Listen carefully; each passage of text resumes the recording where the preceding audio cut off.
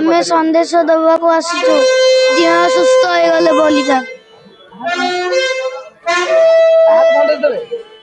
रजा को कि दिह सुस्थ हो गले जगन्नाथ तीन दिहंकर देह सुस्थ हो गलानी भाई दी भाई आओ बाबा मो ना हूँ श्यामी दास महापात्र 15 दिन है हाँ 5 वर्ष करी सेवायत जेहेतु काली खड़ी लगी आमर सरला आदियों देह सुस्थ होला तो आम आज खड़ी प्रसाद आउ भगवान आज सुस्थ होला बोली खबर नहीं कि आसचु रजा को जनिया को आउ जन कि यात्रा आम जमी सब सुखलित भाव में शेष हम आ मीटिंग करी रजा सहित जीवु करूँ आज्ञा तापर आम गजपति को जन कि आम गोटे आम भर आलोचना हम रथटा के शृंखलित भाव में हम तापर आम घर को जीवु आ सेवा करूँ प्रत्येक वर्ष आम दैतापति सेवक तो आम वर्ष को आम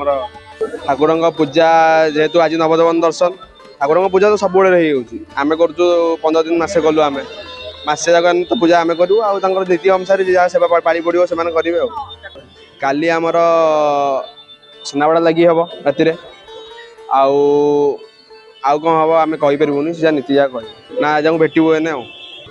देह सुस्थ हो विधि विधान अच्छी ना 15 दिन पर आम ठाकुर देह सुस्थ हो जेहेतु तेल लगी औषध लगी आम चंदन लगी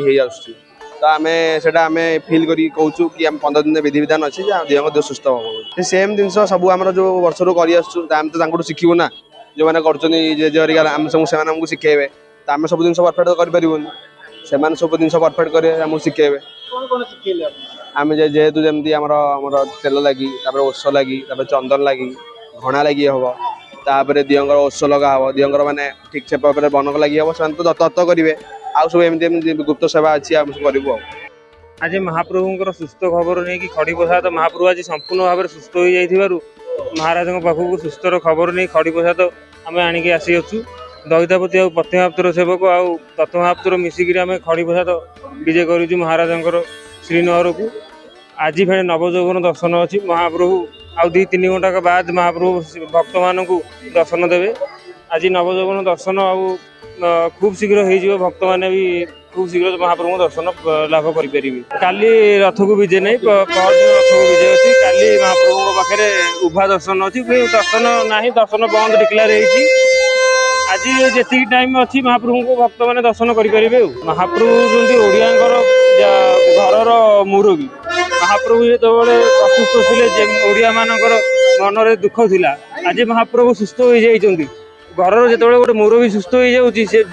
जमी महाप्रभु को आनंदित समझे रही ओडावासी महाप्रभुंर अणसर घरे दत्त महापात्र माने बनक लगी नीति करते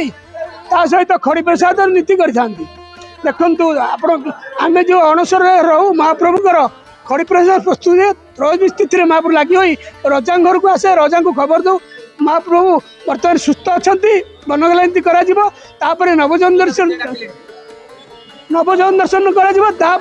आपणकर नवदर्शन पर नेत्रोत्सव कर आज्ञा मेला आसी रथ सिंहद्वार को आसो यात्रा हम विश्व नियंत्रक रथ यात्रा भक्त मैंने आपण मैंने चकाचक आखि को देखिए दीर्घ 15 दिन पर महाप्रभु देखा देवे केते दुख सुखर कथा आप जनइबे। जय जगन्नाथ।